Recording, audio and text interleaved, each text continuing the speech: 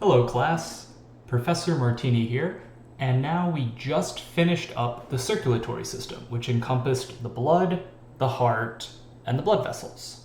We are now going to be moving into the lymphatic system and immunity. So when we talked about that 1% layer, that buffy coat, and the white blood cells, granulocytes, agranulocytes, all of those, we're now going to be digging a little bit deeper into that. And I think that it's a really good time to do that because, wow, we just went to the end.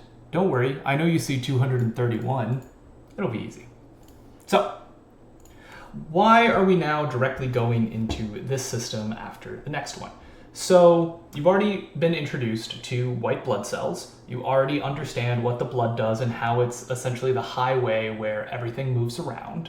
We are now going to really see how those blood vessels get around, not the blood vessels, how the white blood cells get around, and what they're going to do once they get to certain locations. So, immune and lymphatic systems function together, and that's called immunity. We're going to protecting our body from pathogens, but really it's anything that's like a foreign object. The body isn't smart enough to know if it's good or bad. It just sees something that's different, it targets it, and it wants it gone. Think about this when we talked about blood and blood types. That B blood cell with the B antigen spikes, if it's transferred into somebody with A negative, that blood should be life-saving. It should still do all the same functions that a blood cell would do, which is, gas exchange, move fluids around, help maintain blood volume and blood pressure. But the body's going to freak out and attack it because it sees a different antigen sticking on it. Take the concept of what a pathogen is. It doesn't necessarily have to be a bad thing. Now, the immune system. It contains no organ or tissues, instead cells and proteins and tissues in the other systems. You'll see. Now, it includes leukocytes, white blood cells, and immune proteins located in plasma. Now, the lymphatic system. This actually has organs and tissues that the immune system utilizes, but it isn't part of the same system. So, lymphatic system is the main hub that the immune system is going to work within. Think about it like, I don't own this place that I'm living in. I could be a white blood cell, and my landlord is the lymphatic system. Because I am living in its place, this isn't mine, it's his, but I'm an immune cell, so I'm doing immunity working with it. Lymphatic vessels, compared to blood vessels, are blind-ended tubes. What does that mean? Well, the circulatory system is a closed loop. It doesn't end anywhere. You'll see how the lymphatic system is different and why it gets that classification of blind-ended. So, lymphatic tissues and organs. These are lymphoid follicles, such as the tonsils, as well as lymph nodes, spleen, and thymus. So the big ones to remember are nodes, spleen, thymus. It does have extra ones like tonsils and everything, but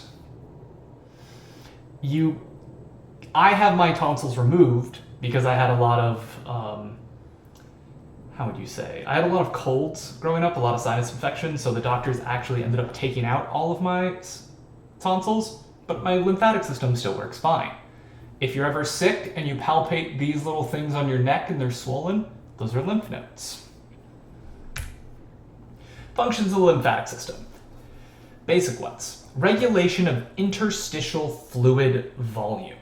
Now, remember, that interstitial fluid is that space where if here's a cell, and here's a blood vessel, I gotta figure out how I can actually draw on here. That would be beneficial, because you know me, I'm not an artist, but I do like drawing.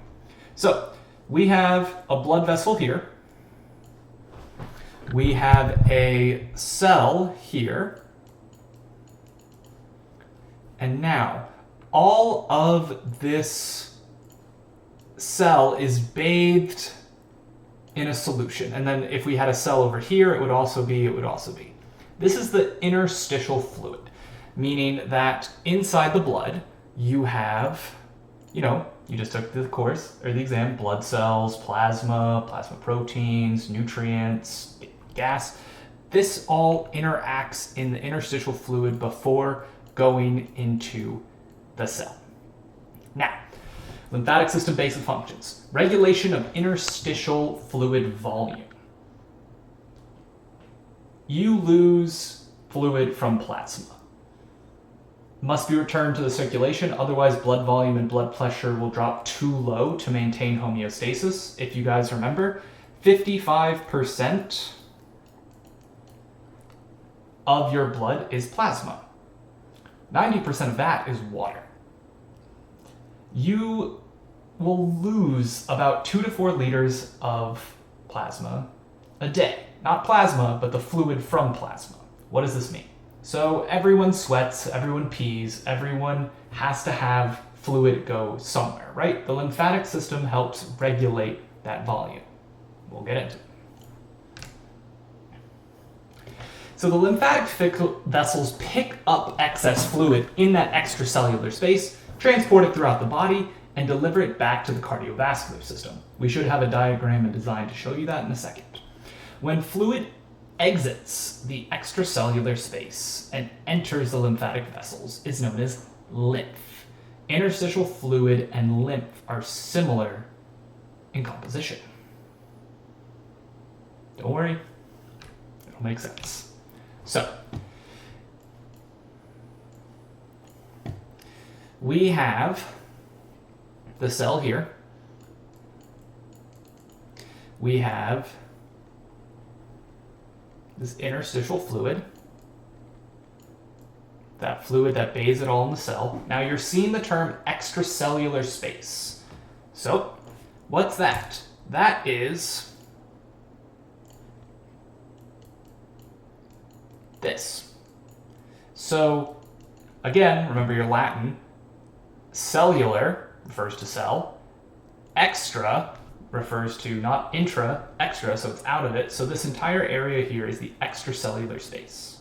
So we have lymphatic vessels pick up excess fluid in the extracellular space, transport it throughout the body, and deliver it back to the cardiovascular system.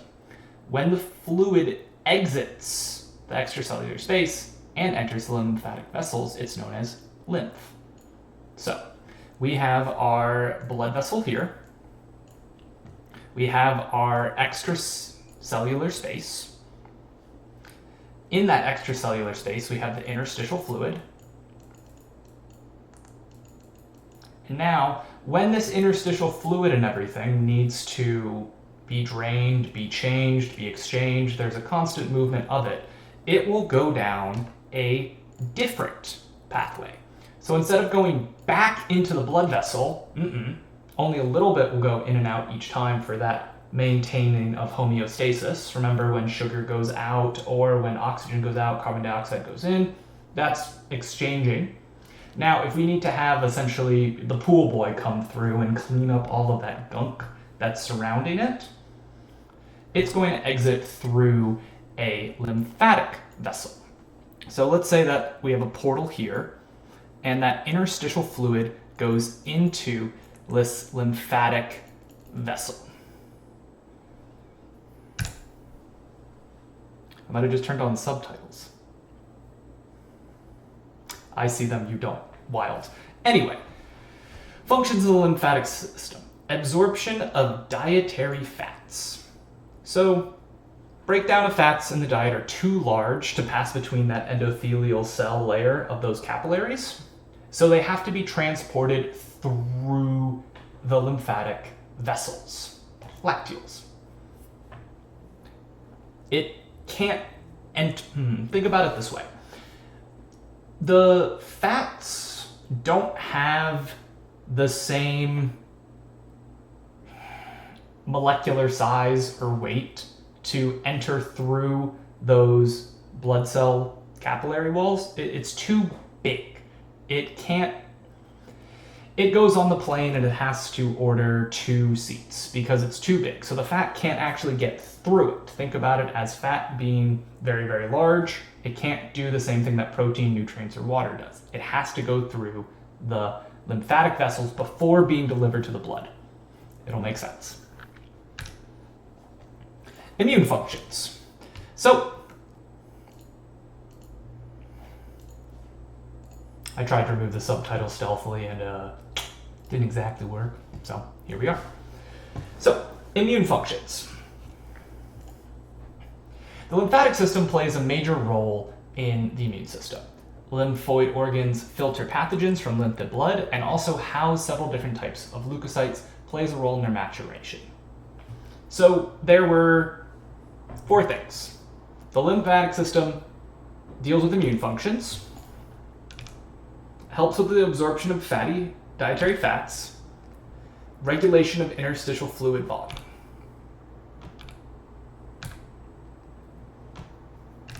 Does 3.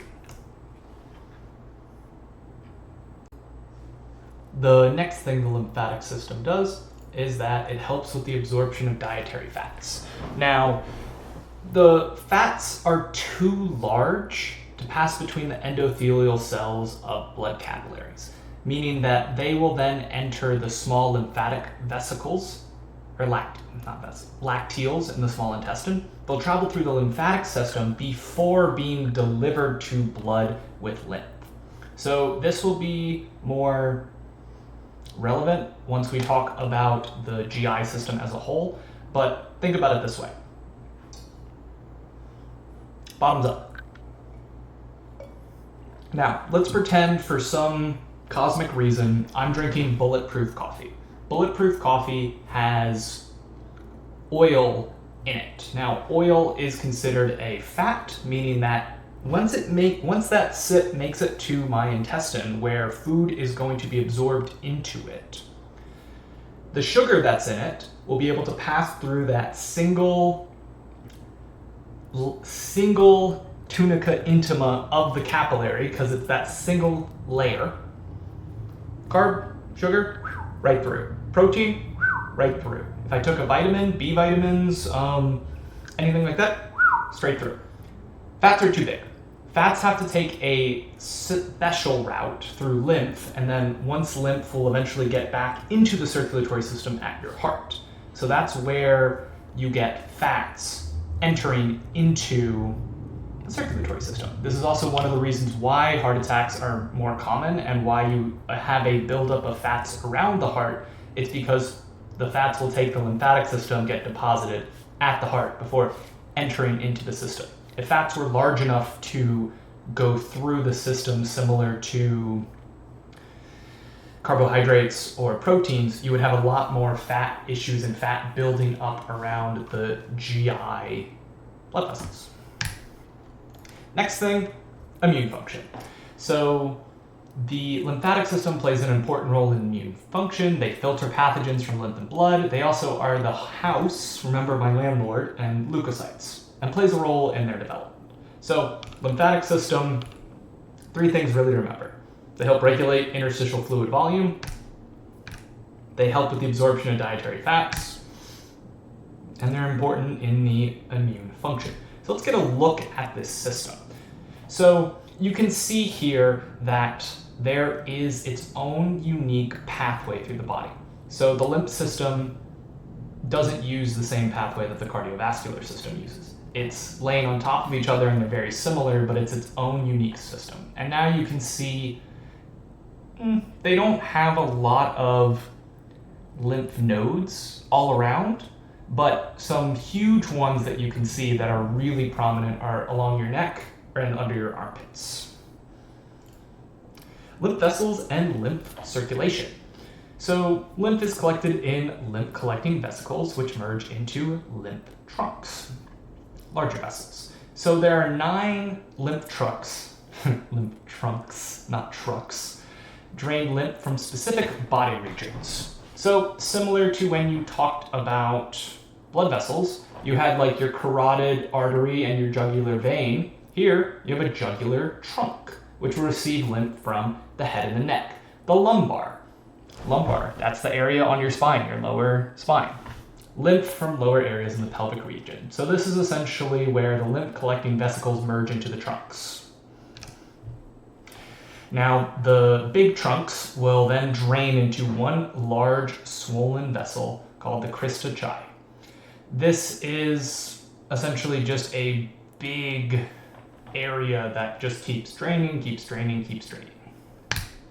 All the remaining trunks drain into the right lymphatic duct, which drains into the upper right. So if you can see here what they have up here, you have the right and the left major trunks. And you can see here how the lymph actually ends up draining into the left subclavian vein. This is where the lymph rejoins the circulatory system. Up here.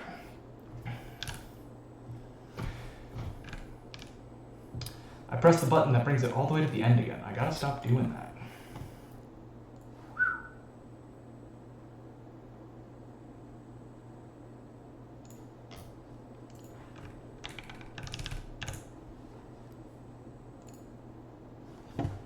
Now, lymphatic vessels make up a low pressure circuit, so no main pump to drive the lymph through the vessels. Now, main pump for the circulatory system is the heart.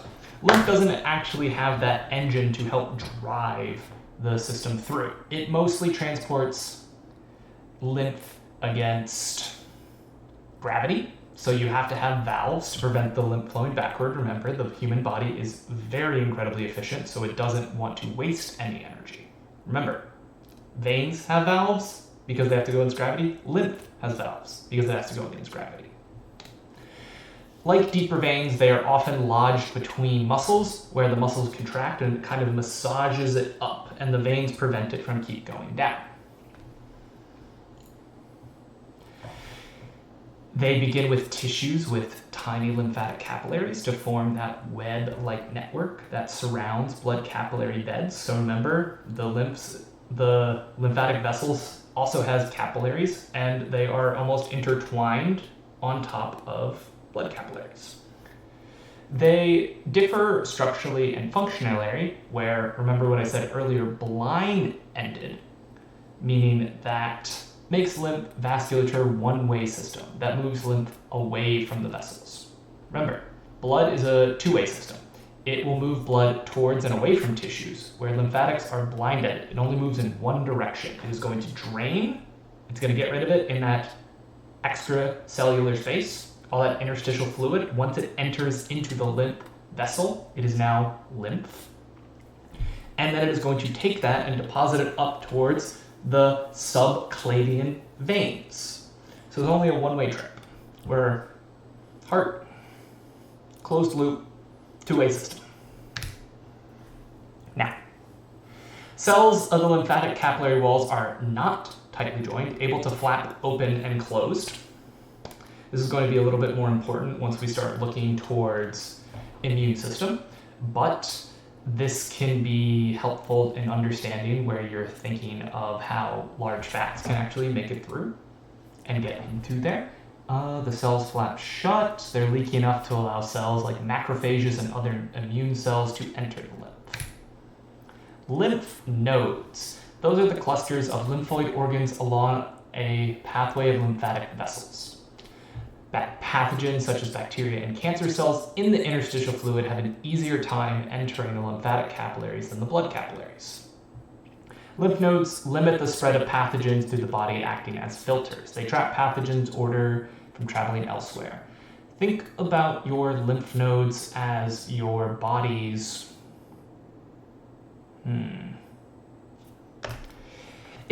you can think about it like a net or a screen, where the lymph has to pass through it and pathogens and bacteria can actually get stuck in lymph nodes and the body will eventually take care of them, but it also prevents it from going elsewhere. So here is a photo of it. Remember, we have the aorta, or the artery side, and the vesicle side, and the capillaries in the middle, and that intertwining lymphatic capillaries to drain the lymph out of that interstitial space.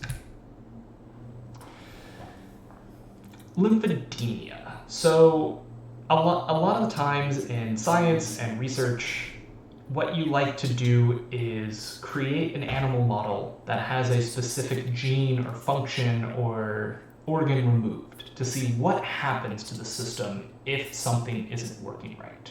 So in people, or in humans, it's, let's say the lymphatic system isn't working. You're going to have edema. I'm sure people have heard of edema before. This primarily would be lymphedema. It's an accumulation of excess interstitial fluid. So if you don't have the lymphatic system to continue to drain that interstitial space, you could get lymphedema. Here is an example. Essentially, you just have a ton of fluid and swelling stored here because it doesn't have anywhere to go. Predominant tissue types of the lymphatic system is a loose connective tissue called reticular tissue. This contains specialized cells and thin reticular fibers interweaving to form nets to cause disease pathogen. This is an example of a structure core principle. Don't worry about it.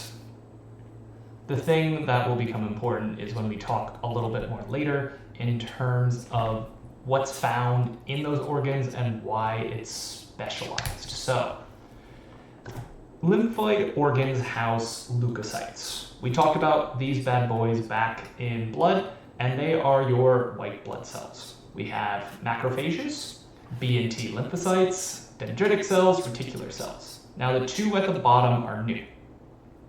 The two at the top you should be familiar with. So dendritic cells are immune cells with spiny processes resembling dendrites of neurons. Reticular cells are particularly abundant in organs as the spleen and lymph nodes, and they produce those fibers. Let's get into it. So if you see here is an example of that net of those reticular fibers, the macrophages, the lymphocytes, the dendritic cells, reticular cells. I'm not necessarily sure what organ they're trying to show here, but know that this could be in a lymph node, this could be in a spleen. Mucosal associated lymphatic tissue, MALT. Loosely organized clusters of lymph tissue to protect mucosal membranes, which are exposed to a large number of pathogens. So, mucosal membranes, any real entrance that you have on your body, chances are you have mucus that is going to try to protect it and capture anything coming in. The most common ones that people think of are your mouth and your nose. So much of the MALT in the body versus when it's exposed on the outside. Specialized MALT is found in 3 areas in the gastrointestinal tract. So tonsils, Pryor's patches, and appendix. This is potentially what the appendix is used for. This kind of has come into anatomy knowledge in the past 20 to 30 years. So while a lot of people, at least when I was growing up, said the appendix has no use apart from just to have appendicitis and burst, not necessarily true. You have your 3 main tonsils. If you know Latin, you should be able to know their location. If you don't, no worries. You have your pharyngeal, or your adenoid ones, which are located posterior nasal cavity. Your palatine ones, post-lateral oral cavity, or lingual at the base of the tongue. Now, hopefully they'll have photos in a little bit later, but another way to do it is your adenoids can be located essentially right in here. Your post-lateral oral cavity, I was going up, I'm tapping the top of my mouth, and then your lingual one at the base of the tongue, that's all the way towards the back of your tongue. Oh, well, they have a picture going to be coming up in a little bit, so don't worry about it. So here you can see your pharyngeal tonsils, your palatine tonsils, and your lingual tonsils. I have all of these removed. Pryor's patches and the appendix. Instead of talking about this, we actually have a nice little pretty image. So, large intestine, you have your malts, these Pryor patches, and you have them in the appendix. These areas are exposed to a large number of potential pathogens because of their location. You have a ton of bacteria already currently existing in your small and large intestine, so this just helps to make sure that it is thoroughly regulated and thoroughly screened. Lymph nodes. So you have specific clusters in your axillary, cervical, lingual, right towards your groin, and in the abdominal cavities, but they are found really all over your body. But those are the ones where your doctor, you can palpate if you're feeling a little bit sick and see if they're swollen. Cortex consists of B-rich lymphoid follicles divided by inward extensions of the capsule. Trabecular. Cortex. Let's try to think of a clever way to remember that. I think there'll be a photo up ahead, and if not, I'll bring it back. But lymph flows into the node through multiple small lymphatic vessels. Afferent lymphatic vessels. Percolates through the network where pathogens become trapped in the net. So we will be able to talk about this soon, but if we want to draw a lymph node,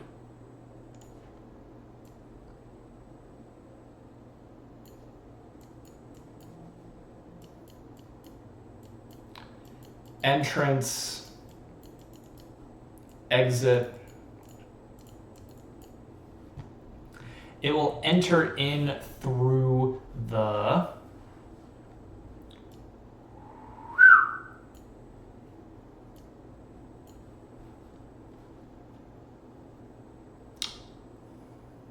afferent, yeah. And then it gets caught in this reticular net. Think about, have any of you guys seen those either TikToks or Instagram shorts, reels, whatever, where they see water and they pour it through a ton of soil and dirt and things, and at the bottom the water is actually much clearer than you're expecting? It's essentially filtering out the lymph and things getting caught in that net. The cortex exists of B-rich lymphoid follicles, and this is where they flow in, they become trapped in the net. We have kind of a beautiful picture, a much prettier one than what I drew of it, but you can see there's the valves, it has capsules, it has the lymphoid folds, it has the efferent blood vessel. Remember, this is exit. Spleen, it's a large lymphoid organ in the body, located on the lateral side of the upper quadrant of the abdominal cavity. It is two distinct regions of reticular network. The red pulp, this controls macrophages that destroy old erythrocytes or red blood cells. White pulp, this filters the pathogens from blood and contains leukocytes and dendritic cells. Here is a picture of your spleen. You have red pulp, you have white pulp. White pulp, lymphatic system, red pulp, circulatory system. The thymus. So it's a small encapsulated organ in your superior mediastinum, contains two lobes, and it doesn't trap pathogens. Its main function is to be an endocrine organ, which is going to help get rid of those pathogens. It is very active in infants and children, reaching its maximum size in individuals about 12 to 14 years old. And then sometimes it will just stay that size or shrink. If you think about this, it's because infants and kids are gross. They're going to put their mouths, hands, and feet on everything and try to eat it and touch it. They're exposed to a lot more pathogens on a day-to-day basis than adults. Now, after 12 to 14, it begins to atrophy. That thymic tissue is eventually replaced with fat as T cell production declines. At age 65, you have about 2% compared to infants. Adult thymus consists of subunits called thymatic lobules, which are lumps on the thymus. Each lobule contains two regions, an outer cortex and an inner medulla. This is going to be very common when we start talking about a lot of different organs and a lot of things in biology. Normally, the outer side is cortex, inner is medulla. The cortex has densely packed T cells, the medulla has fewer, and a lot of it is still currently unknown. Now, there is no lymphoid follicles in the thymus because it lacks B cells. Here's a photo of your thymus. So, immune system. I would highly recommend watching the Kurzgesagt video about introduction to the immune system. It's a fantastic video that will cover a lot of this in a much prettier YouTube style, so highly recommend. Now, for me though, the combined components of the immune system is the three lines of defense against pathogens. You have your first line of defense, your second line of defense, third line. First line, surface barriers. Think about this as the locks on your house, the moats around castles. How do we stop people from getting in? In the body, main one is going to be skin. It's why when you get an injury or a cut or a wound, you put a Band-Aid on it. You put antimicrobial stuff. Because right now I have a ton of bacteria on my arm. Some of it could actually be bad, especially if you get it inside. But if it's not inside, it's perfectly fine. First line of defense. Second line of defense. This responses of cells and proteins that make up innate immunity. We'll get into that. Same with third line, adaptive. But have that in your head that the lymphatic system has 3 lines of defense. So, immunity is classified in the way it responds to different types of pathogens or cellular immunity. So, innate. It's non-specific. Think about how, as a baby, you have innate reflexes or responses. One of the most common one is the rooting reflex, where if you put your finger towards an infant, they will reach around and grab it. They'll also do this on your toes, and it's thought to help hold on or pull away. Another one for innate, in terms of like something that's just born in us, is if you touch a hot stove, your hand's gonna fly off before you even feel it. This is a reflex. So think about innate as non-specific. It's just a general, broad, good thing to know, and the body will do that. So it will respond to it in the exact same way. Now, adaptive or specific immunity. This responds individually to unique glycoprotein markers, antigens, present in all cells. So this is a specific thing. Think about innate, non-specific, as dropping a drone strike, or a carpet bomb, or if we really want to go bad, a nuclear bomb. It's not specific, it's a similar response, and it's going to kill everything in that area.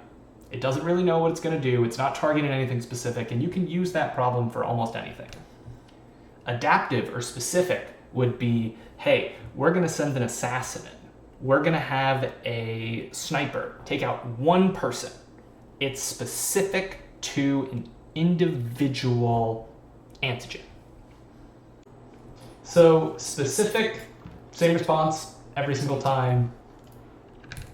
Adaptive, we're going to be very specific in how we are going to attack that pathogen. Now, there are 2 call to arms of the adaptive immune system.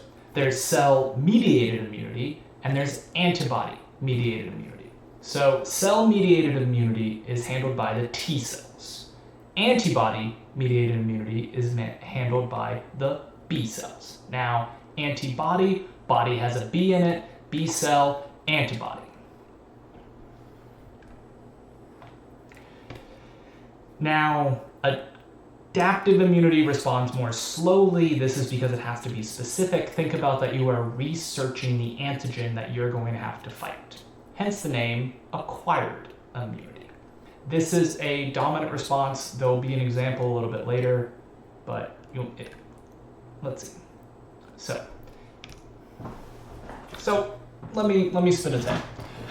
When there is, let's say, flu season, you have to go to a CVS, a Walgreens, or your primary care physician to get a flu shot. Now, the manufacturers of that flu shot look at epidemiological data all over the course of the year, and they make a prediction on what is going to be the most common flu strain, and they put that into the antibody, or into the vaccine. Now, obviously, it's attenuated, so it's super weak. It's not supposed to make you sick from having this vaccine. It's supposed to train your adaptive immunity to recognize it. Now, this is why, let's say that you get a cold that's been going around the office. You're sick, you feel bad, you get it again. It's going to be much quicker. This is because of the acquired immunity. It is essentially your body remembers how to fight this vaccine. Fight this antigen, fight this pathogen. It'll make sense once we start moving into an example of it. So if this is talking about an antigen is remembered, you get a much more rapid response. Innate immunity lacks the capacity for memory and will respond the exact same way. to any pathogen. Now, adaptive and innate are not independently functioning arms of the immune system. Each one relies on each other, each one will help each other, and they're integrated. Now, going back to the first line of defense, we have surface barriers. This is just talking about how do we get things from coming in. We have our skin, mucosal membranes are really good ones. Skin is a physical continuous layer. It has hard keratin, it has oil or sebum, it's slightly acidic on your skin, so it's going to stop most pathological organisms. Your mucosal membrane, they line all the passages leading to the outside: respiratory, gastrointestinal, and gastrourinary. So, yes, there's a mucosal membrane in your vaginal canal, in your urethra, as well as your butthole.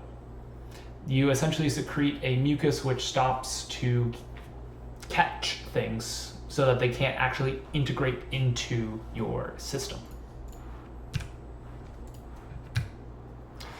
Now, of course, in any kind of arms race or defense, we attack, they defend, or they try to create a clever way around it, and it's a cat and a mouse game. So pathogens have tried to develop methods to evade these defenses. A certain one, called C. diff or Clostridium not going to say that right, but it produces collagen ACEs. Remember, if you see the word ACE at the end of something, it's an enzyme. So this one makes an enzyme that destroys collagen in the base membrane of your skin, which allows you to penetrate deeper. Collagen is that elastic thing, that elastic protein on your skin that gives it some elasticity. This is going to create something that will destroy that collagen to sink deeper through it. It's an example of getting around that surface barrier. A bacteria can destroy tissues, create some gas. Some fungi are pretty resistant to phagocytosis. Essentially, that cell wall will be too thick for that cell or that immune cell to phagocytose. So essentially, there's a lot of different ways that bacteria, pathogens, viruses, anything try to get around our natural innate things. Polio is really good at living in acidic environments. Here's actually a really cool one that I will stop. So there is H. pylori, which cause is stomach ulcers. Now, for the longest time, stomach ulcers were thought to be caused by high pH in your digestive system.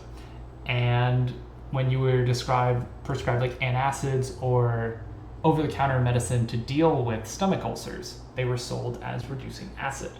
The person who discovered that H. pylori bacteria causes stomach ulcers was a scientist who was so confident he drank a sample of H. pylori and was like, guys, I'm going to get stomach ulcers and it's going to be because of this bacteria, and he proved it that way because science is metal. But what I was trying to say, H. pylori enjoys an acidic pH which allows them to replicate in the stomach. Compared to most bacteria where the stomach pH is around 2 to 2.3, will zap most of them instantly, not allowing them the environment to grow. Overview of cells and proteins of innate and adaptive immune responses. Now, as we talked about earlier about white blood cells, they're divided into granulocytes and agranulocytes. Agranulocytes, B cells and T cells, monocytes. They lack cytoplasmic granules, that weird shaped nucleus. Granulocytes, neutrophils, eosinophils, and basophils contain granules. Now, many of the innate immunity can function are cells that just eat foreign things. Phagocytosis, because you don't need to think about it. I see something here that I'm recognizing that shouldn't be here, I'm just going to eat it.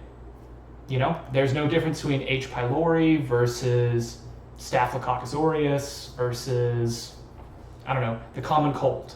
That's that innate response. Those are phagocytosis. It doesn't matter what it is, it's going to do the exact same thing. Innate response. Natural killer cells, they are innate immunity. Think about them as flamethrowers. Those natural killer cells are flamethrowers. It's going to kill, burn, and destroy healthy cells as well as unhealthy cells. It's just napalm across the area. Dendritic cells are found in a lot of lymphoid organs. They're part of the innate immune response, but their main role is to activate T cells for adaptive immunity. It should be explained a little bit later. We'll get to it. Other ones, antibodies, they're produced by B lymphocytes, complement systems, cytokines. All right, these will all be discussed a little bit later when we actually get to it. This is just trying to introduce the word to you right now. How the lymphatic and immune systems work together. They call for residence of the B cell, and they trap pathogens for the immune system. Okay, so remember, the lymphatic system and the immune system are separate systems. They just work together. Immune system doesn't have its own organs. They use the lymphatic system organs as like their house and base of operations. So lymphatic organ and tissues provide resistance or residence for those B cells. Remember, the house. Lymphoid organs and tissues trap the pathogens. Remember that net that the lymph organ would have when lymph goes in and out? There's that net that's going to capture certain things. It'll come back. And lymphatic organs activate the immune system. Because the lymph organs houses such things as dendritic cells, which play a role in it, or a thymus, they are required for the immune system to function. Primarily, they are bigger players in adaptive rather than innate, but it has some with innate immunity, such as macrophages. Internal defenses, cells of innate immunity. So pathogens are able to bypass the surface barriers. We're now on the second line of defense. These are cells and proteins of innate immunity divided into broad types, phagocytosis, non-phagocytosis. The phagocytosis one, guess what? It's going to eat it. These are macrophages, neutrophils, eosinophils. They can all eat. Now, agranulocytes, you have your monocyte. Those are your Pokemon ones where they will eventually evolve into macrophages if they are needed. So all those, phagocytose. This is talking about the activation of that monocyte to macrophage. They're activated by either local ones, since they're the first ones to respond to cellular injury, and they kill ingested pathogens with chemicals, including hydrogen peroxide and hypochloric acid, the active component in bleach. So macrophages are activated, and this is how they function. Now, cytotoxic effects. These secrete chemicals into pathogens if they are too large to ingest. So remember earlier we talked about the fungi that had a super thick cell wall, so a macrophage or a eosinophil couldn't eat it? When that happens, you are essentially going to then release a cytotoxic spray of chemicals to kill it that way because it's too big or it won't be able to be eaten. Function as antigen presenting cells, APCs. Now, these are your tattletales, which are so incredibly important for immune response. APC, or antigen presenting cells, is that once they eat a pathogen, they will get that antigen and they will stick it on their plasma membrane. How to best describe it? Okay, so they are antigen presenting cells and they are tattletalers, meaning that what they are going to do, they're going to eat the thing, they're going to take that unique specific antigen and stick it on their own plasma membranes to show it to someone else. That's either going to show to T cells or B cells, which are going to be activated.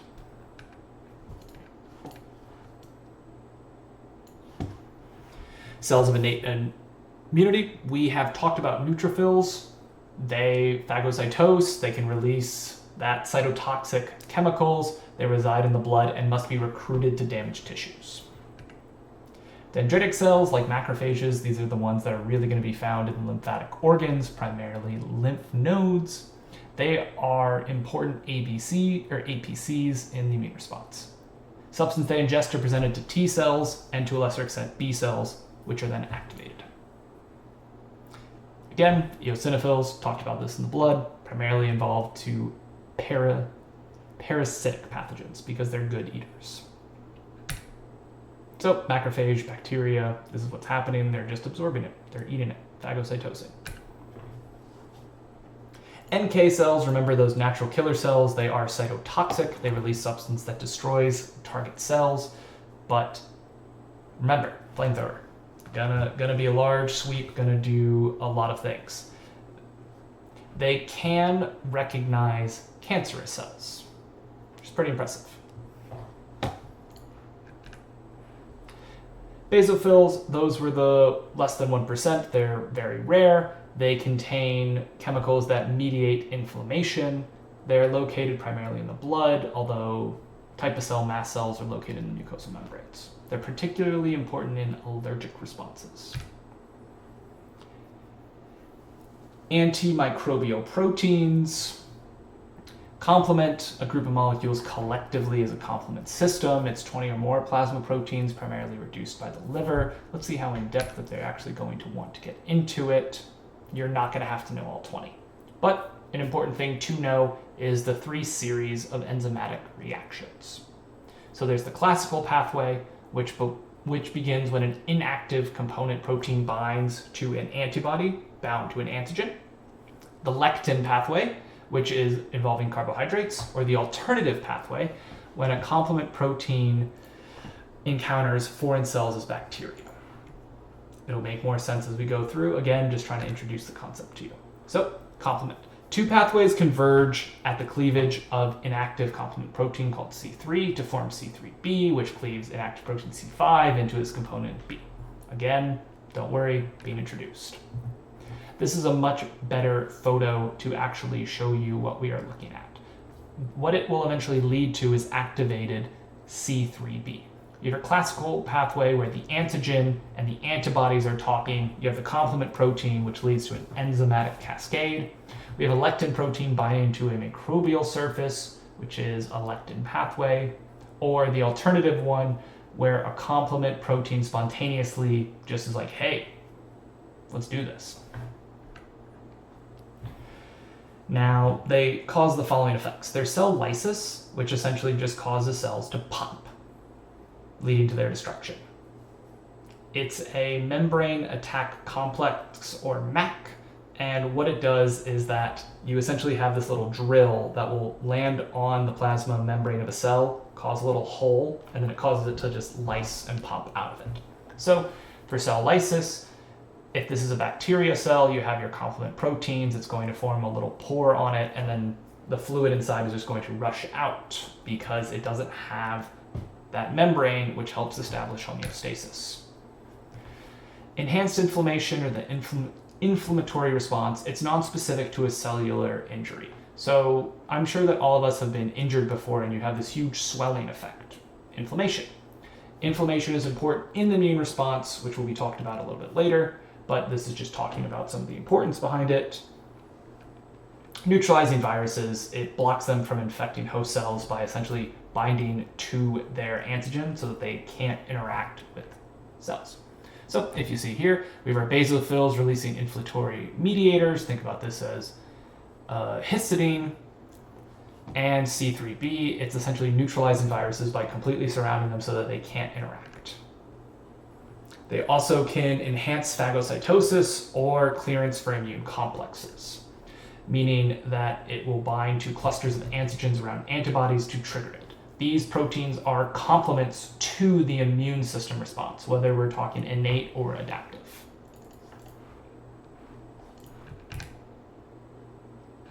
When I would go back and look at these slides and try to understand these, I would look at the pictures and see what it is explaining.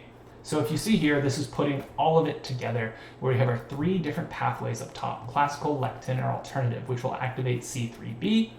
And depending on that, it will either go to a different response. But all of them is talking about a complement system, which assists in the immune response to a pathogen.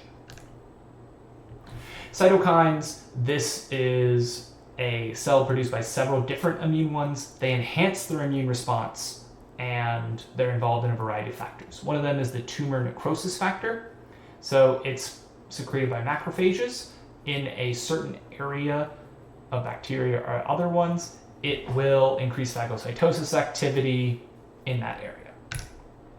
Interferons, cytokines produced by macrophages, dendritics, natural killer cells, and cells of adaptive immunity.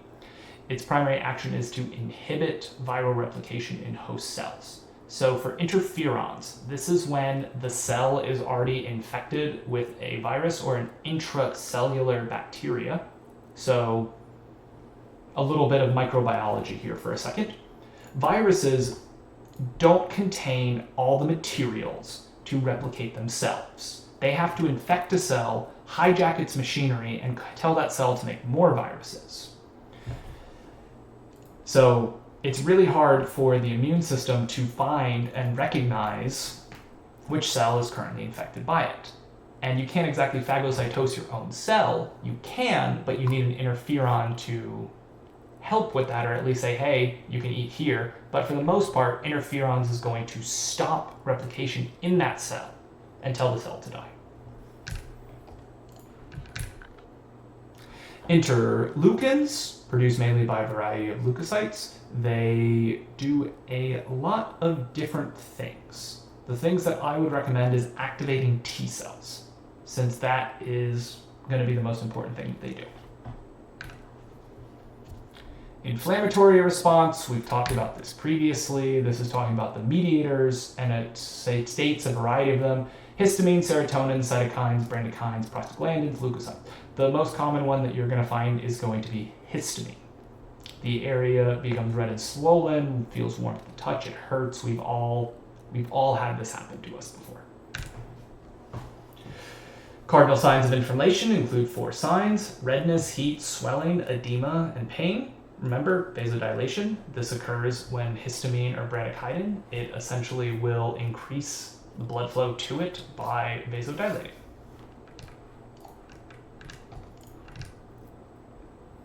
Because there's a increased dilation, and because of all of those histamines and other inflammatory things, you have increased capillary permeability, meaning that things can leave the blood vessel and go into it a little bit easier.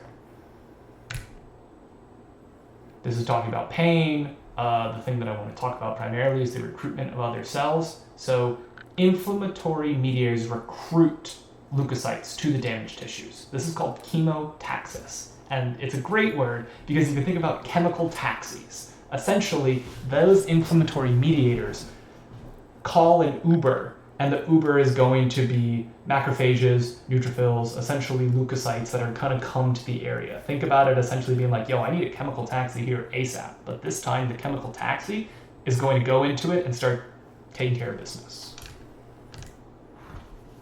Here's another photo of it. So we see a splinter coming in. We have damaged cells. The mast cells are already there. It's sent out inflammatory mediators, that chemotaxis, into the capillary, which is going to cause all of these effects. Remember, with that swelling, we have redness and heat and vasodilation. We have swelling of the edema because all that fluid is actually easier to leak out now. We have the monocytes and neutrophils are being sent there to get out, and they'll be able to just go through it because of that chemotaxis and the swelling causing the arterial or the capillary bed or wherever we are to be more permeable. Phagocytosis response, you have your local macrophages. These are the dudes that live here. This is going to be the first response, your first responders, which they are only present within the first hour. They perform a critical function of containing the pathogenic invaders. If you don't have these guys here, the bacteria and pathogens are going to have a much easier time going through it. Chemotaxis, to find the damaged tissue, because remember, they don't have brains or GPS on their phone, so they can't find where it is. They have to rely on that chemotaxis. Monocytes talk about chemotaxis. They will then evolve into macrophages. The cytokines are produced by activated phagocytes, act on bone marrow to increase the production of neutrophils and monocytes over the next 3 to 4 days. This is another one of the reasons why you feel pretty worse when you start getting sick and then you eventually feel better, your immune system is building up its response to adapt to it. Now, you could say, but Austin, why isn't it just all good all the time? It takes energy. It takes a lot of energy to be able to keep those around, so it doesn't want to have them all the time because, say it with me, the body is incredibly efficient. It doesn't want to waste energy. Pus. You know those pus popping videos that you can see on TikTok, YouTube, a variety of things, which I think is gross, but essentially pus is accumulation of dead leukocytes, dead tissue cells, fluid, dead bacteria or viruses or whatever was there causing the inflammation. It's pus. Again, this is the inflammatory response in photo form. I like all the pictures. The pictures here are pretty good. Pain, prostaglandin. So pain, it's essentially trying to tell the body, the brain, hey, something's here, be careful, we're working on it. Prostaglandins and leukotrienes are derived. This is how it is going to be worked through. It won't be a question, it's just terms to know. Products of this reaction being acted on two broad classes of enzymes. Remember, you see the word ACE, it's an enzyme. So you have cycloogenases, which produce prostaglandins, or lipooxygenases, produce leukotrienes. So you also have a large group of medications consisting of non-steroidal anti-inflammatory drugs, NSAIDs. They work by inhibiting those two enzymes and preventing the formation of prostaglandins. A very common one is actually going to be ibuprofen.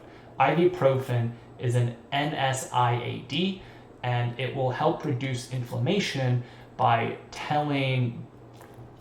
essentially interfering with the enzyme to produce the prostaglandin.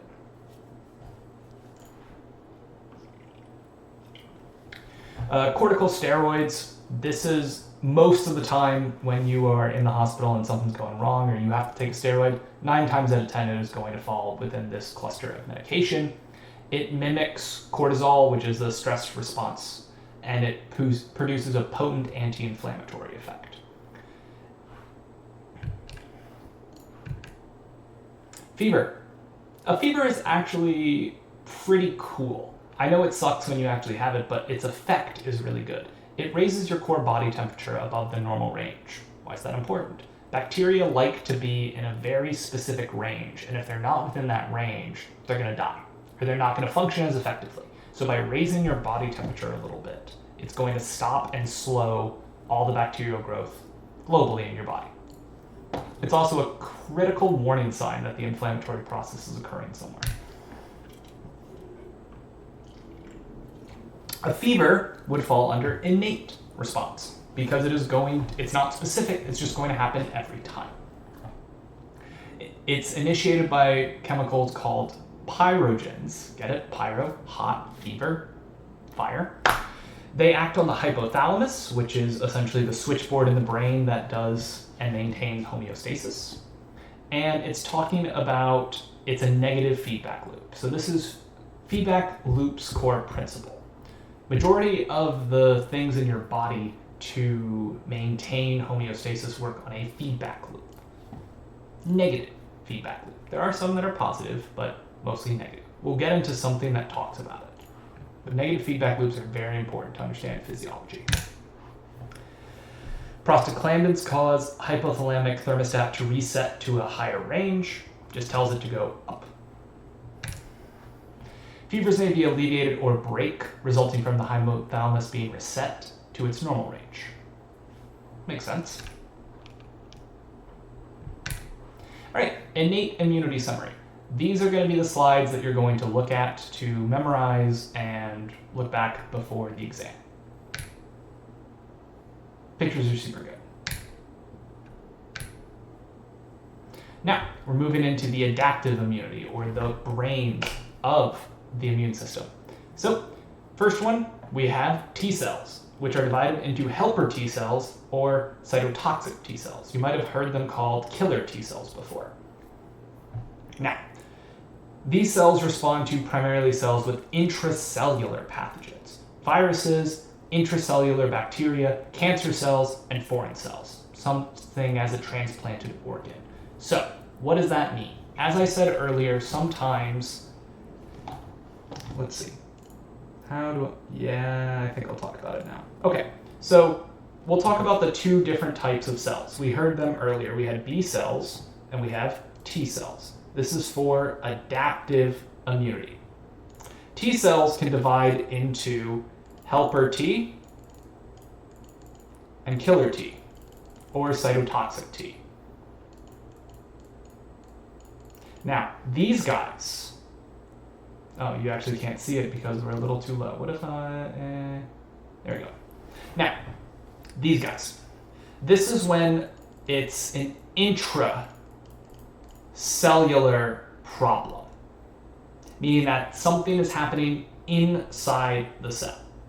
So T cells, intracellular. Intra, there's a T in there. So when it says cancer, foreign cells, viruses, let's use cancer as an example. Cancer cell and a normal cell both look kind of similar. If we start throwing antibodies or things on the outside of it, it's not going to be able to recognize it. Something's going on inside, which is where these bad boys come in. Now, a B cell works on mostly bacteria, but a few other things which we'll get into, but they focus on an extracellular problem. We'll get into it. So, moving with probably T cells. They are formed in the bone marrow, they migrate to the thymus, T cell to thymus, they live T to T. That's where they mature. Now, they don't live there always, but think about it, when T cells are formed in the bone marrow, they have to go to basic training on how to be a T cell and which T cell they're going to be. The thymus is the boot camp for them, and then after that, they will head to some lymph nodes, head to things. But they undergo gene rearrangements, which lead to a huge variety of genetically distinct T cells. Each one is specific and can respond to a specific antigen. Now, it's a clone. There are millions of different clone ones in the few, but only a few cells for each clone exist in the body at any given time. Thymus ensures that an individual is immunocompetent, meaning that the immune system can function properly. So if you are immunocompetent, potentially your thymus didn't work when you were younger, meaning that you couldn't actually train your T cells to work. So if you see here, here's the pathway for it. So T cells are made in the bone marrow, they're immature, they have to go to the thymus for boot camp, then they become a mature cell and they can either stay in a lymph node or do wherever they are going to do. Now, there are T cells as self-reactive T cells, which recognize your own cells as foreign and would attack if they were released into circulation. These ones are destroyed, which is self-tolerance. This is preventing from attacking it. Now, cells that survive the thymus screening are released into circulation when they are mature, known as naive T cells, meaning that they haven't encountered their very specific antigen. Austin, you said a lot of things and it doesn't exactly make sense. What are you trying to say to me? Okay, so we have our pathway and we have our genetic rearrangements. Run with me on this. So when a immature T cell goes to the thymus, its genes are reoriented to respond to a very specific antigen. So let's say that the common cold has a antigen spike CCT. That means that a mature T cell,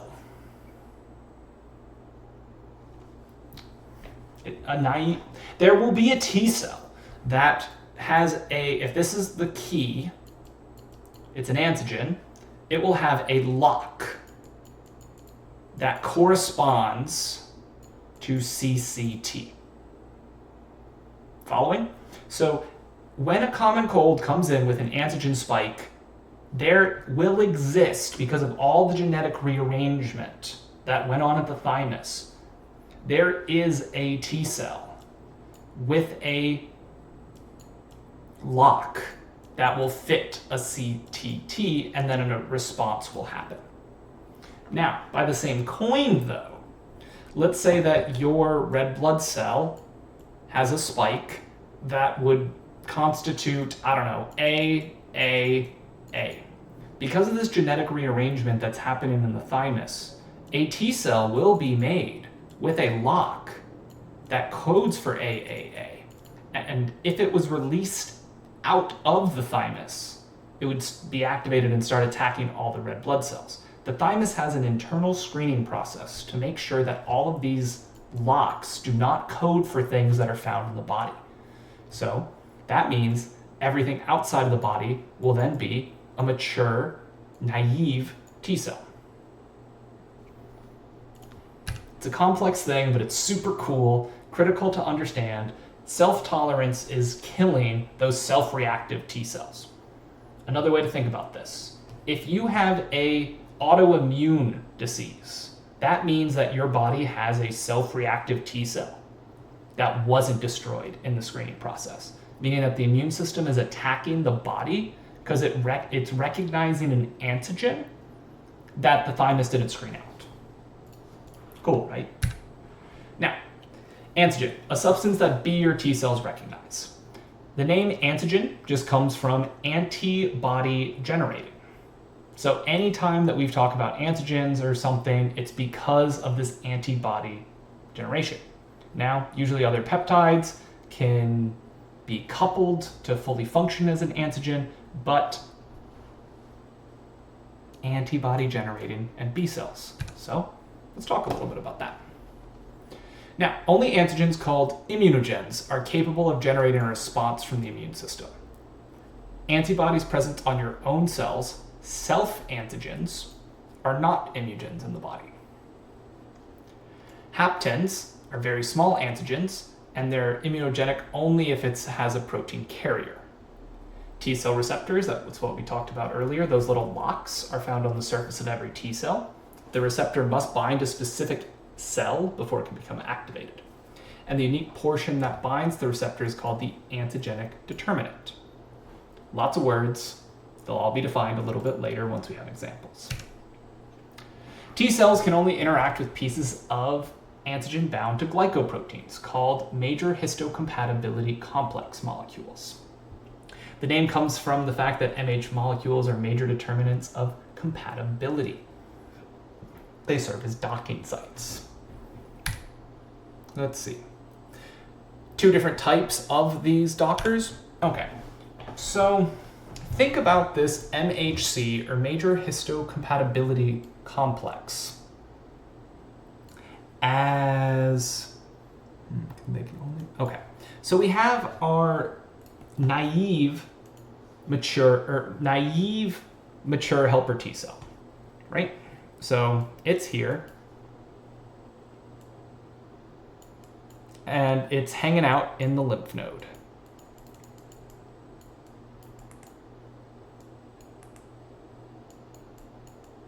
So it's just chilling in the lymph node. It's a T. Man, it really just wants to be here then, I guess. Okay. Let's erase all incline slide, and let's try again. So we have our T cell. It has the lock, which can recognize a specific antigen. Now we have our bacteria cell with an antigen on it. The MHC molecule, think about it as the key chain. So this antigen spike is the key that will fit in and activate the lock on the T cell. But keys can't just exist on their own, so they need a key chain or an MHC to bring it to the lock. There are two different types of keys. You have your key chains. You have your class 1, which is on the plasma membrane surface of all ones. They present endogenous antigens. They're synthesized inside the cell. And cytotoxic will only talk to class 1s. Not only, that's too strong a word. They will most likely, generally, 90+%. But with the body, it's pretty, can't always say absolutes. But for the most part, they will generally only interact with MHC. Class 2. Helper T cells generally interact with these. They present androgynous, taken in by phagocytosis. So think about this way. So cytotoxics, only the ones that are synthesized in the cell. These are the ones that are like viruses, because remember, it's not on the outside, it's on the inside, meaning that the cytotoxic has to go and kill that cell. Helper T cells must be presented an antigen from the outside, which has already been taken out by phagocytosis. Here it's explaining the same concept. Exogenous antigens originate outside of the cell. Androgynous happens inside of the cell. Remember, exo, endo. If you ever get confused, think of the endocrine system. Endocrine, meaning that it's made inside of you. If you take an anabolic steroid, let's say I'm tired of going to the gym and I want to just get huge, massive muscles and make my progress easier.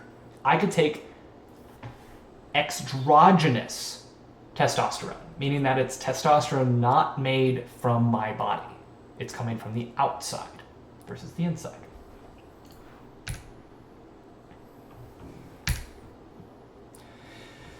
This is talking about basic steps. We've covered most of this. Here is a beautiful picture just talking about the antigen fragments, how they're coupled, how they're pushed around, how they get attached to keychains if it's androgynous. Basic steps on how androgynous pathways are displayed. It's phagocytosis. Here is another picture of the example. If you want a deeper breakdown instead of if you didn't really like my explanation, use the pictures. Concept boost. Why do we need both class 1 and class 2? The answer lies in the difference of the functions. We have cytotoxic T cells, we have helper T cells. And depending if it's internal or external, you're going to have a different response to it. Process is very similar. They have to get activated by an antigen because remember, they are all naive until they are introduced to their antigen. Dendritic cells display antigen fragments on their MHC molecules, their key rings, and that complex binds to a specific naive T helper or T cytotoxic clone. This is called clonal selections because the antigen selects its particular T cell clone. Remember, T cells went under genetic recombination to make that specific lock. So it's clonal selection where that antigen only fits to one lock. And going through that process is why it takes so long for your immune response to have that adaptive response. Because think about how many locks you have to try before you find that key that fits. When they bind co-stimulator, they become active. Once they become active, they proliferate and differentiate and start working.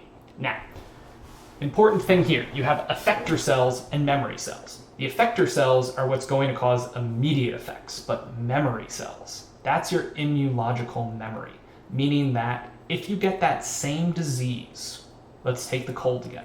That cold had an antigen of CCT. You get that cold again with the same CCT antigen, your body's going to remember in its immunological memory, hey, this T cell has already been activated in the past. We know exactly what to do when we were exposed to CCT antigen. Let's just do it. So they do. Talking about a dendritic cell, how it's presenting to it during that clonal selection, finding that correct antibody. Co-stimulator becoming activated, how they proliferate. Some of it is memory cells, which will live inside your lymph nodes. Some of them will go into effector to cause immediate effects. Different roles, but they interact depending. So, let's talk about helper T cells. They have no phagocytosis or exotoxic ability.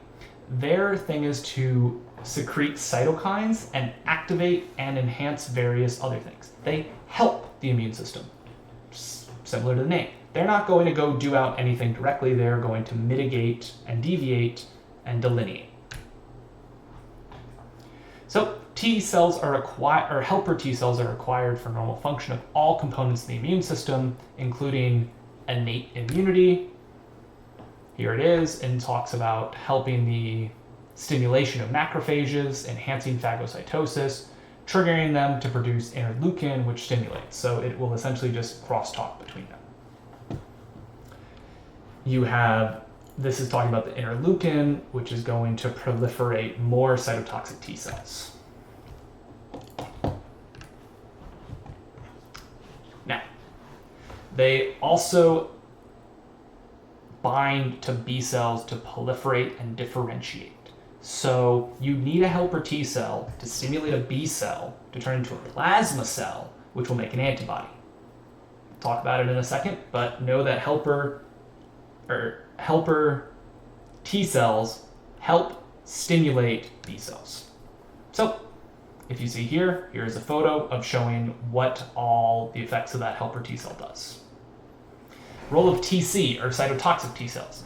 They go to kill other cells, primarily the ones bound with that class MHC1. They just detect anomalies into it and then destroy them. They bind to the cell, they release a protein called perforin, perforates, so it creates a lot of holes and then it just disintegrates out. It also can cause apoptosis, which is programmed cell death. It commits seppuku. Organ and tissue transplantation and rejection. So organ transplants are called grafts. There's autografts, which is tissue transplanted from one site in the same individual. That's most of the time a skin graft, which if you have a horrible burn on one side of your body, they can take skin from like your butt cheek or something and put it elsewhere. It results in no response from TC cells because the antigens are the same and they're not recognized as foreign. There's isografts, which involve organs and tissues transplanted between two genetically identified individuals. Think about those as twins. No response. Allografts. This is the most common one, which involves organs or tissues being transplanted between two non-identical species of the same species. Xenografts. This is incredibly rare where you're going to use different species. For example, a pig heart can actually be transplanted inside to work as a human heart. Now, both allografts and xenografts, since they're not coming from the same individual genetically, meaning that it's going to be recognized as foreign, meaning that it is going to be attacked because there will be a T cell, a naive T cell with a lock that will turn to that antigen. So what we have to do is stop that response. This is essentially rejection of transplants, which is a huge issue. Graft rejection, we talk about using human leukocyte antigen genes. We can suppress those, and you essentially have to take something to suppress that immune response from reacting. One of the most common ones is a bone marrow transplant. Antibody. We're finally talking about antibodies. The thing that, most people, when they close their eyes and they think of the immune system, they think of the antibodies. We haven't even gotten there yet. Now, that's B cells. B cells have B cell receptors that bind to specific antigens. They have a clone as well, and antibodies secreted by B cells bind to the same one as the B cell receptor. It'll make sense. So, let's start. Now, the antibody response has three basic phases. The B cell clone recognizes its specific antigen, which triggers it to change and secrete antibodies. The antibodies in the blood raise dramatically. Immunoglobulins or gamma globulins are responsible to the actions and the destruction. And the persistent population, the memory B cells, similar to the memory T cells, B cells also get immune response memory because it's adaptive memory, or immuno memory. B cell activation, clonal selection, and differentiation. Cool. We have some figures to look at and we have some things. So, only 10% of these cells finish their maturation process because B cell clones recognize self-antigens are destroyed. So, when we are talking about the billions of B cells that are produced every day, only 10% of them actually make it through because most of them are self-antigens, meaning that they would identify that lock on or that key on your body. So they're destroyed because you can't have it because you would essentially have an autoimmune response. this is talking about it as well. Autoantibodies, things that targets yourself. When B cells complete maturation, they enter circulation and eventually will take up residence in a lymphatic organ, such as a spleen or more commonly a lymph node. When antigens enter the body, they are captured in these organs, and B cells not exposed to their specific antigens within a few days will die a few days to a few weeks. This essentially makes sure that you're not keeping too much of the same thing that isn't effective. Remember, your body is really good and it's not going to keep something that it isn't using. Now, where T cells have to go to their boot camp in thymus, B cells don't have to. They do it in the bone marrow and then they eventually mature and head out. They don't have that screening process. They have a self-screening process. Naive B cells that do encounter their antigens become activated. So they will bind to it and then it becomes sensitized.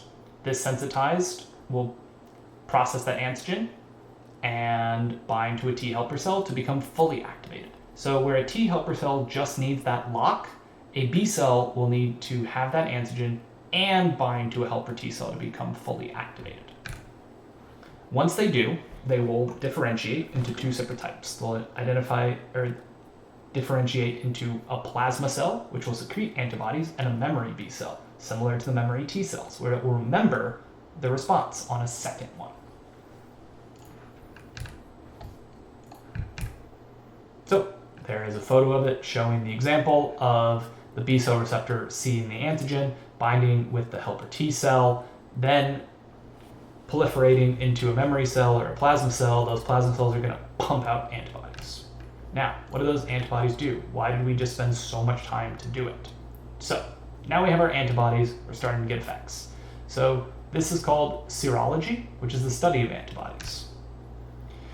They will form a Y-shaped molecule from 4 peptide chains, 2 heavy, 2 light chains, 4 chains. Take that, 2 chains.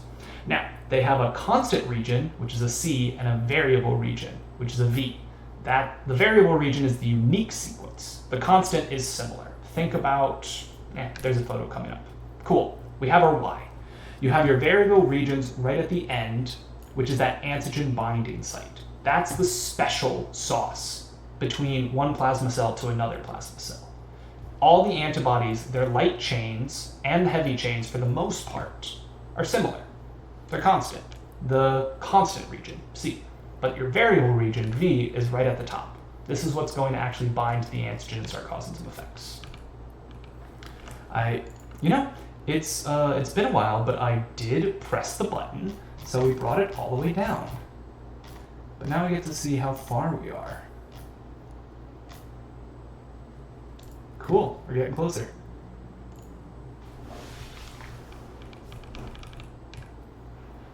Alright, so antibodies and their effects.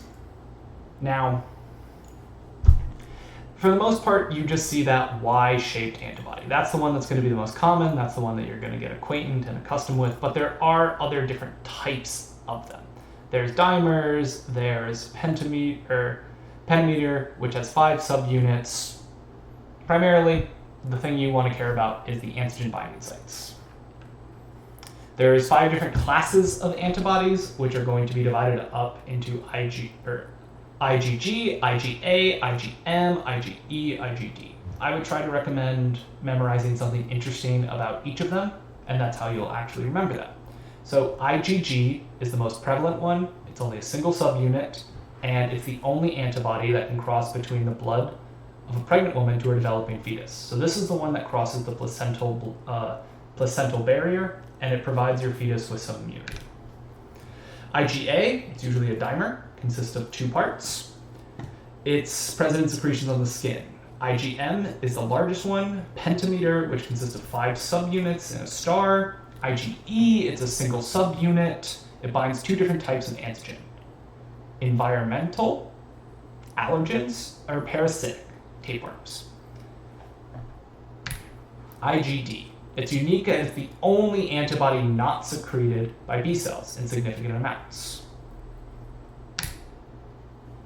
There is a ton of information about antibodies, their effects, what they do. but that would be more common in a immunology course. You won't have to be super deep for this course. Antibodies and effects, B-cell clones.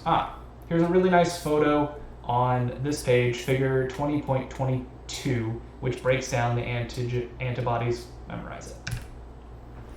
Antibodies and their effects, agglutination and precipitation. So agglutination, it essentially will bind to antigens on more than one cell and it creates a clump.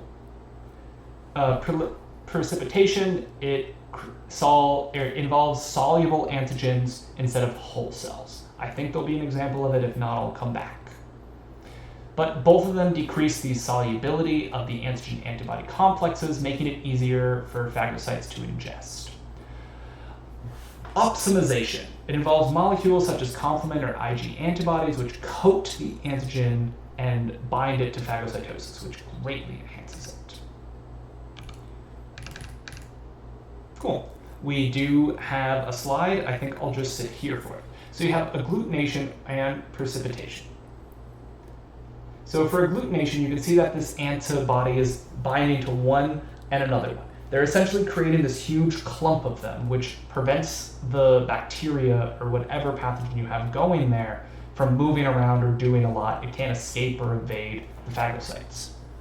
Opsonization, it coats the antigens and binds for phagocytosis, essentially allowing phagocytosis to happen so much easier. Neutralization. If you see that toxin there, the antigens are all stuck, or the antibodies are all stuck to it, so this toxin can't bind anywhere because all the binding sites are already taken up by these antibodies. Complement activation, it will take that antibody, get a complement protein to it to create a membrane attack complex, the MAC. So it helps in assisting to bind those proteins to that antigen, to that bacteria cell. Stimulation of inflammation. This is IgE in a mast cell where they essentially will work together and triggers a release of inflammatory mediators. Immunological memory.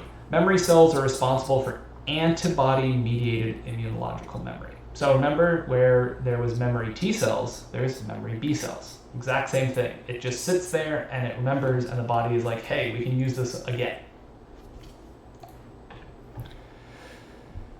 Upon first exposure to an antigen, the B cell clone specific recognizes it, proliferates, differentiates, with the help of a helper T cell, into plasma and memory B cells, and then that secretes antibodies. It's called primary immune response. It's effective but slow. There's a 4 to 5 day lag time as it takes this entire process to kick up. Antibody levels peak at about 7 to 14 days after the antigen is occurred, which is the lag phase. That's the time when you actually feel sick before the body can start really fighting back with gusto. Now, the future response will be much faster because you have those memory cells, meaning that you will have a shorter lag phase. So your sickness is going to last less time. The major antibody involved in secondary response is IgG, whereas it's IgM in primary response. Remember, IgM is the one with 5 points. IgG is the most common one. The key differences of the responses summarized in table 20.2. Here is a photo of it. Again, look at the photos here on these slides and in the book, if you have the book, because it's super helpful just for breaking everything down into what you should know. So vaccination, also known as immunization, involves exposing an individual to an antigen in a controlled environment to generate memory cells. Think about how cool that is.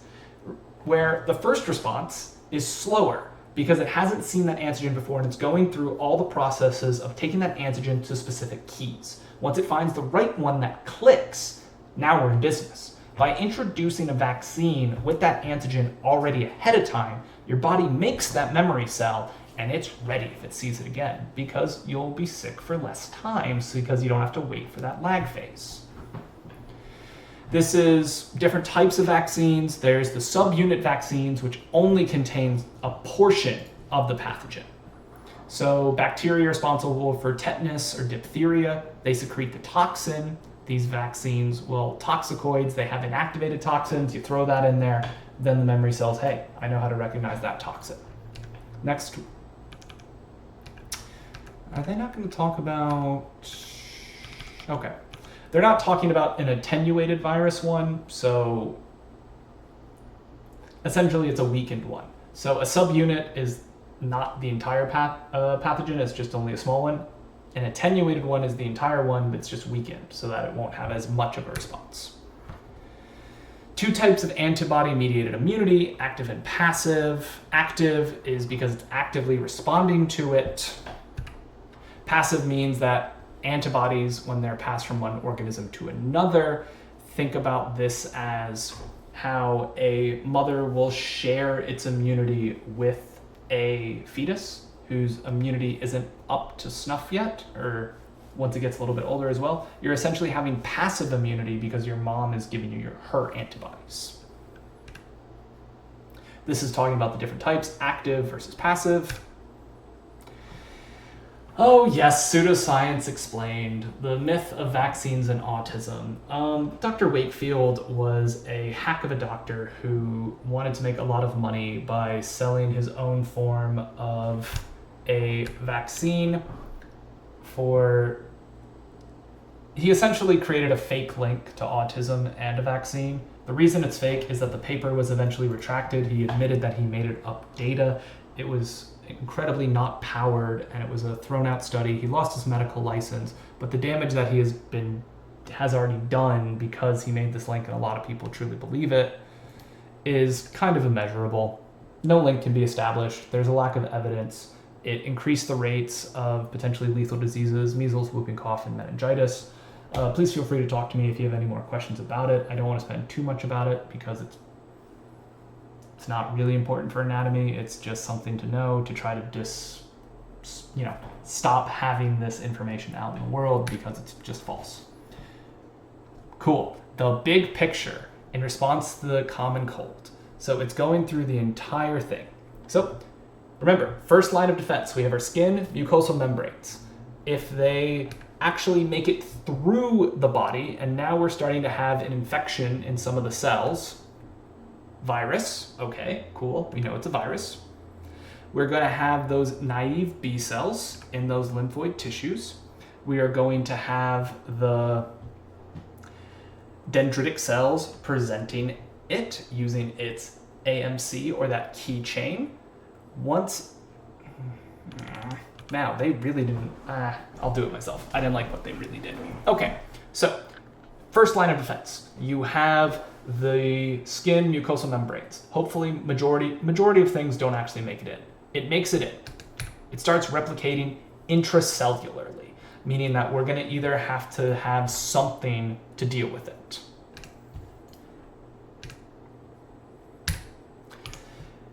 We have our second line of defense. We have innate immunity. We'll have neutrophils. We'll have chemotaxis. We'll have something responding to this. However, the body is going to recognize, hey, we have this antigen. Let's try to show it off and get a response going.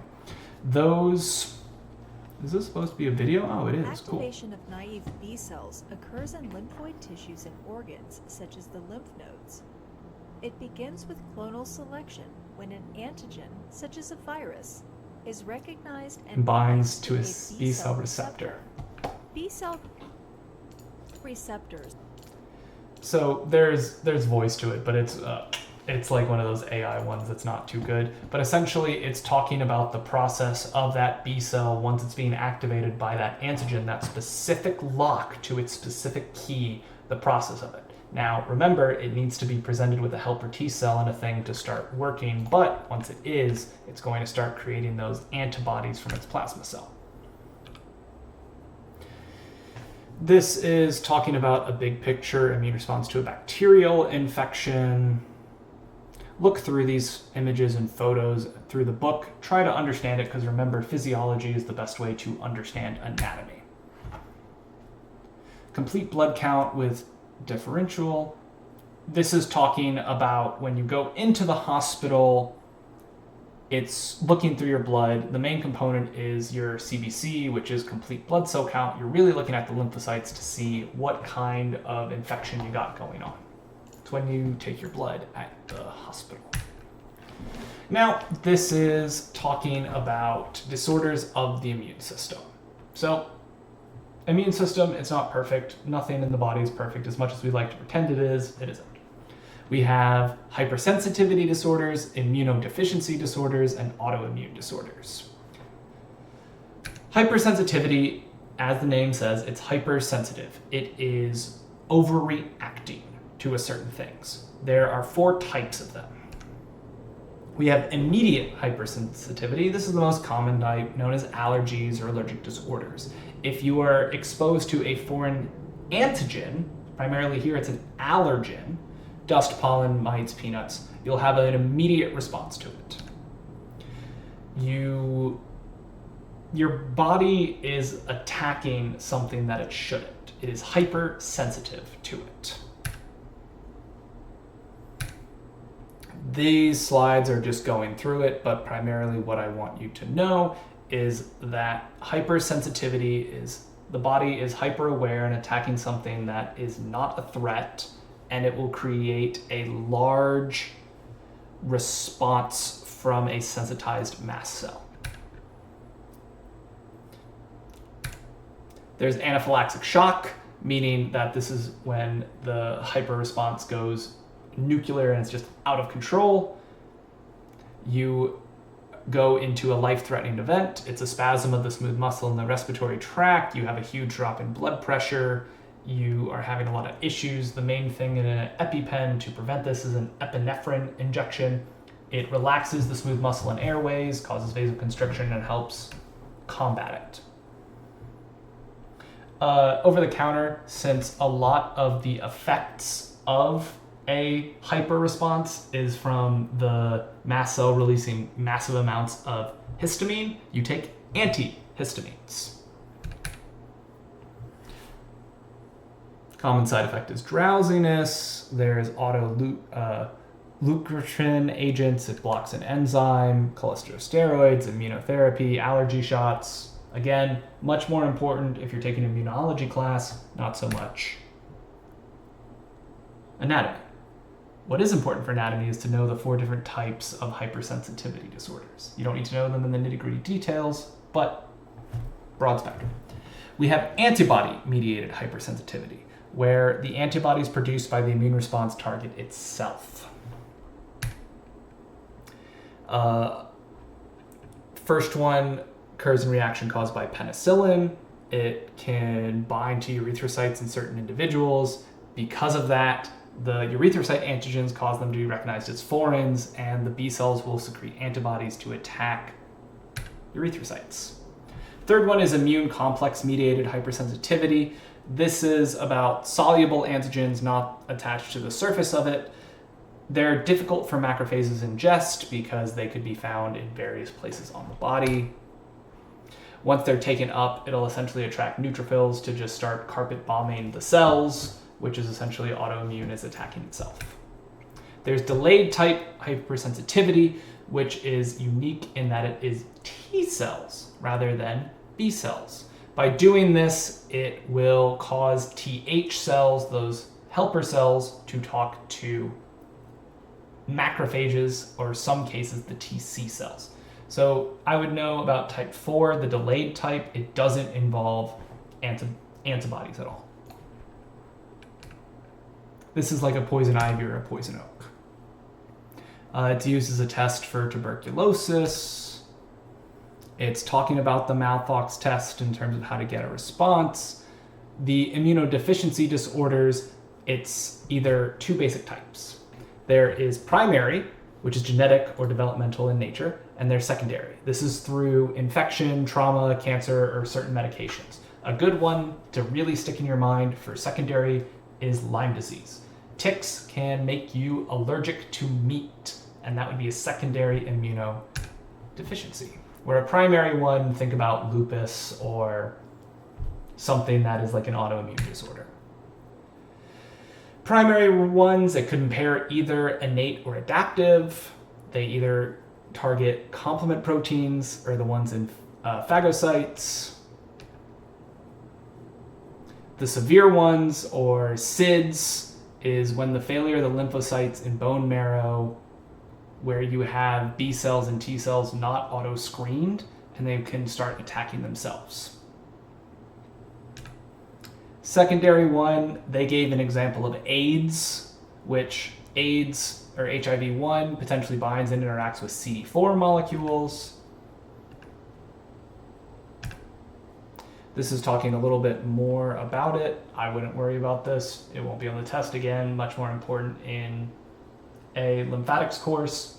Cool to know. It's super wild. It's super interesting. Would look through it. But when we're talking about immunodeficiencies and autoimmune disorders right towards the end, this is really important to help, or not really important, but it's a good way to test if you really understand the material.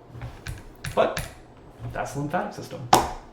Thank you for enjoying my first video.